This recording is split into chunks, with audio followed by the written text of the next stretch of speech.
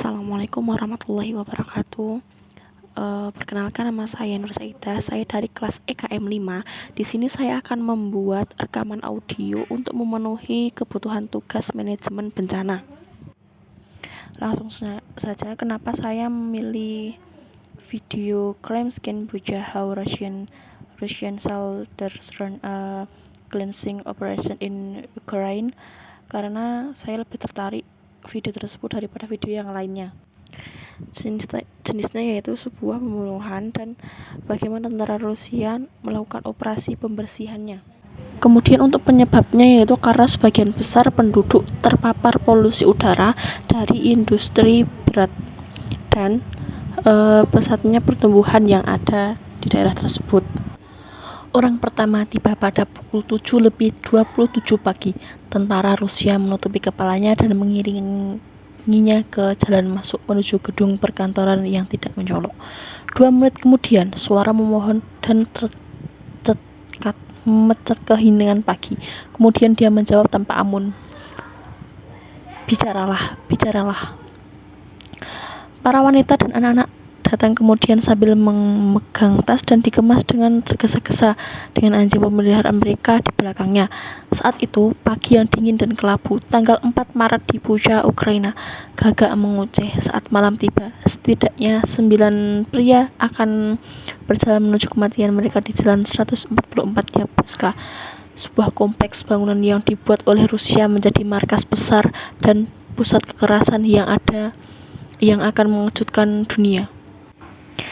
Dalam gambar bertanggal 4 Maret 2022 ini, video pengawasan yang disediakan oleh pemerintah Ukraina, pasukan Rusia memimpin 9 pria di bawah todongan senjata ke markas mereka di Jalan Yablunska di Bucha, di mana mereka akan disiksa dan dieksekusi. Orang-orang tersebut ditangkap sebagai bagian dari apa yang disebut tentara Rusia sebagian Zagliska, yaitu pembersihan.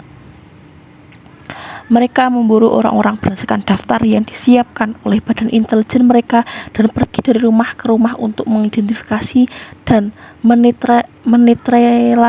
menetralisasi potensi ancaman pemerintah Ukraina melalui aplikasi. Belakangan, ketika semua mayat ditemukan berserakan di jalan-jalan dan dikemas dalam kuburan dan tergesa-gesa, akan mudah untuk berpikir bahwa pembantaian itu terjadi secara acak. Warga yang bertanya bagaimana hal ini bisa terjadi akan disuruh berdamai karena betapa pertanyaan tidak akan dijawabnya. Namun, ada metode untuk melakukan kekerasan. Jaksa Ukraina sekarang mengatakan mereka yang bertanggung jawab atas kekerasan di 144 Yablunska adalah tentara dari Divisi Serangan Lintas Udara Pengawal ke-76.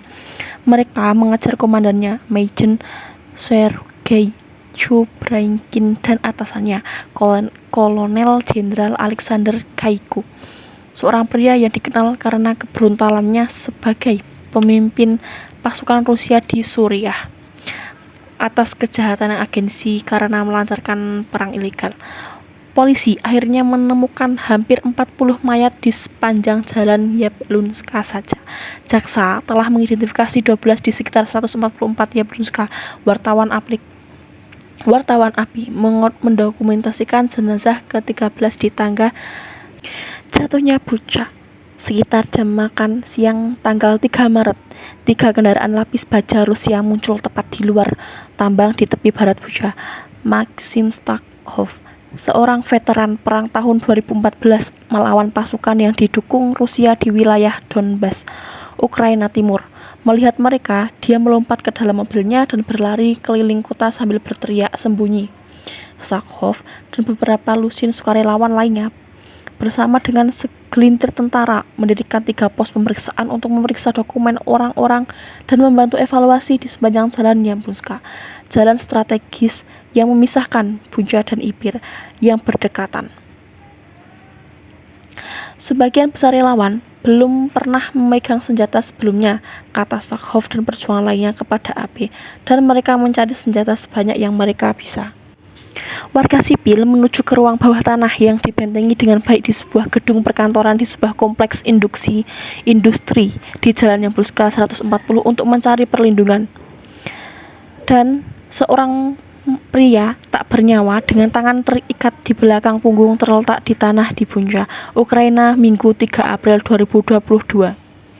Mereka memburu orang-orang berdasarkan daftar yang disiapkan oleh badan intelijen mereka dan pergi ke rumah-rumah untuk mengidentifikasi dan menetralisasi potensi ancamannya. Pada pukul 12:45, dua tentara Ukraina mengambil pos di jalan masuk nomor 144 dan mulai mengatur lalu lintas. Mereka segera bergabung dengan sekitar 20 orang lainnya yang melakukan pertahanan terakhir senjata yang dengan peluncuran granat mereka diarahkan ke barat. Seorang tentara berbaring tertengkurap di jalan dan menembakkan senapannya. Sementara itu, konvoi senjata Rusia yang tampaknya tak ada habisnya bergerak menuju kota di sepanjang rel kereta api. Radio para relawan berbunyi memperingati pasukan Rusia bergerak dengan senjata berat evakuasi. Sesaat kemudian sebelum jam 1 siang, sebagian besar tentara Ukraina di Jalan Yambuska 144 naik ke tempat sebuah van hitam dan meluncur ke timur. 4 orang yang tersesat melepaskan beberapa ronde terakhir. Pada pukul 12:52 orang-orang Ukraina telah pergi. Kemudian di sebelah baratnya Yambuska terbakar setengah jam setelah tentara Ukraina menghilang. Detesemen pertama tentara Rusia muncul dari asap dan api dan berjalan menyusuri jalan. Dalam kekacauan yang terjadi saat Rusia bergerak maju, 8 sukarelawan pos pemeriksaan Ukraina terpisah dari yang lainnya. Salah satunya seorang sopir taksi bernama Ivan Skiba mengatakan dalam dokumennya pengadilan bahwa ia telah mengajukan diri untuk membantu pertahanan wilayah Ukraina, namun tidak secara resmi menjadi bagian dari militer.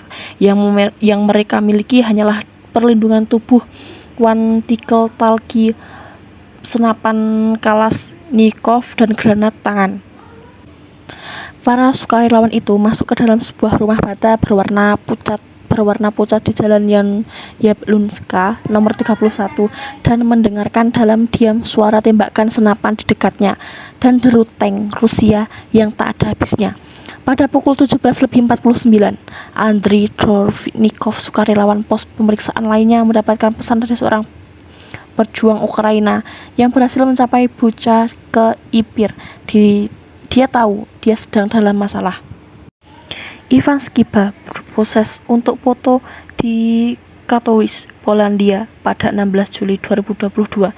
Skiba, seorang sopir taksi, menjadi sukarelawan di pos pemeriksaan Ukraina di Bucha, Ukraina. Tentara Rusia menangkap Skiba dan sukarelawan lainnya selama penyisiran tanggal 4 Maret dan membawa mereka dengan todongan senjata ke markas mereka di 144 Yambuska Street. Skiba disiksa dalam selamat dan dievakuasi dengan berpura-pura mati. Pada 4 Maret pembersihan, ketika semakin banyak tank yang masuk, tentara Rusia berjabat tangan, mengobrol, dan tertawa satu sama lainnya. Henry Stoltman, mantan analisis intelijen militer US, yang meninjau rekaman pengawasan dari api menelusuri simbol dan tanda yang terlihat pada keadaan militer Rusia dan peti amunisi yang ditemukan wartawan AP di 140 Yambuska hingga divisi serangan lintas udara pengawal ke-76 dan unit terkait. Pasukan terjun payung menyapu seluruh Yambuska, memeriksa dokumen-dokumen orang-orang, memeriksa telepon genggam mereka dan menginterogasi mereka. Menurut wartawan, dengan penduduk setempat, dalam beberapa kasus mereka sudah mempunyai nama orang yang ingin mereka temukan. Tidak lama kemudian, tentara Rusia mendobrak pintu 31 Yablunska dan menyeret Dvornikov, Skiba, 6 sukarelawan lainnya, dan pemilik rumah ke halamannya. Mereka menyuruh melepaskan sesuatu, menyebut mereka Bandertis, yang menyiratkan bahwa mereka adalah Nazi dan menuduh mereka bertindak sebagai pengintai militer Ukraina. Kemudian, dua tentara Rusia memimpin orang-orang tersebut dengan todongan senjata menyusuri jalan yang basah dan tertutup es menuju 144 Yablonska sambil memaki-maki mereka saat mereka berjalan dengan kaki yang memakai kaos kaki. Saat itu pukul 11 lebih 8 menit. Tentara memaksa mereka berlutut di depan kendaraan militer Rusia di dalam kompleks dan menendang mereka. Kemudian, Skiba melihat mereka mengangkat pria di sebelahnya dan menembak kepalanya. Salah satu relawan yang mengkhawatirkan nyawanya mengaku bahwa mereka menjaga pos pemeriksaan, kata Skiba. Pemuda yang dijuluki orang suci itu selamat dari pembantaian di jalan Skiba. Namun pihak A kemudian memburunya dan menyelidiki atas tuduhan pengkhianatan. Model 3D komprehensif di Bucha, Ukraina menunjukkan lokasi ratusan mayat ditemukan setelah penduduk Rusia selama sebulan pada bulan Maret. Sesaat sebelum tengah hari, 4 pria digiringi masuk. Lalu seorang pria sendirian, tangan di belakang punggungnya, 2 wanita dan seorang pria dengan koper merah dan seekor anjing kecil di belakangnya. Sekelompok 4 warga sipil, sepasang lainnya. Kemudian seorang laki-laki diikuti oleh seorang perempuan dan seorang anjing hitam. Dan kemudian sekelompok 5 orang dan 4 anjing. Kemudian pada pukul 12:48, tentara mengiringi seorang pria yang membawa karung menutupi bagian sikunya. 1 menit kemudian seorang wanita itu berjalan tertatih-tatih dengan tongkatnya. Dalam foto tak bertanggal yang disediakan keluarganya adalah foto selfie yang diambil oleh Dmytro Kaplin, umur 20 tahun, seorang pegawai toko yang biasa dipanggil Dima.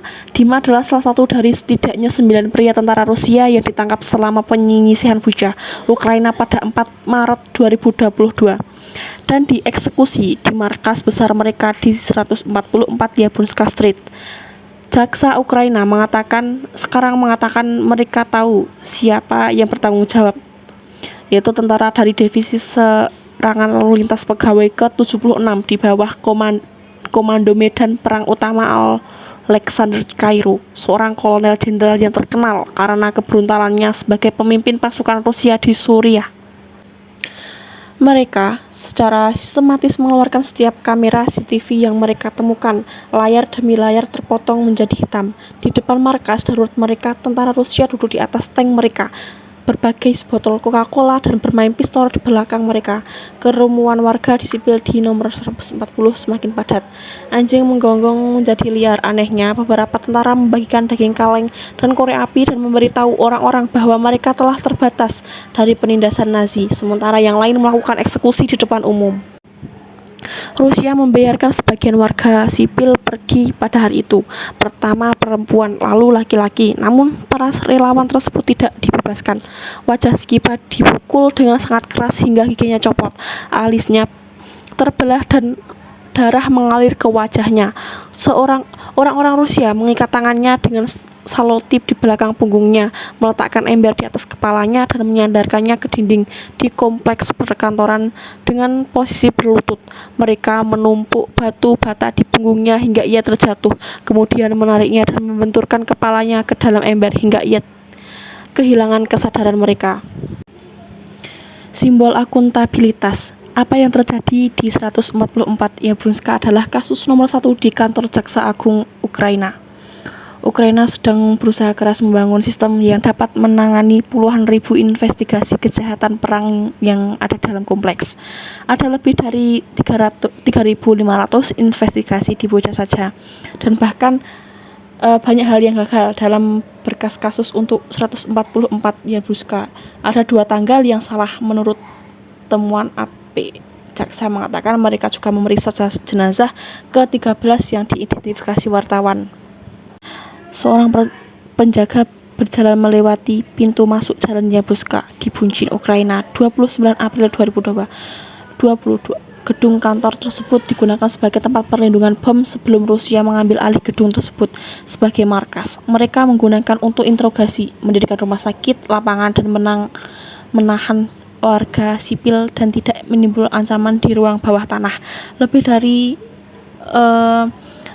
dari selusin mayat ditemukan di sekitar 144 Yabuska ketika pasukan Rusia mundur setelah penduduk mereka selama sebulan.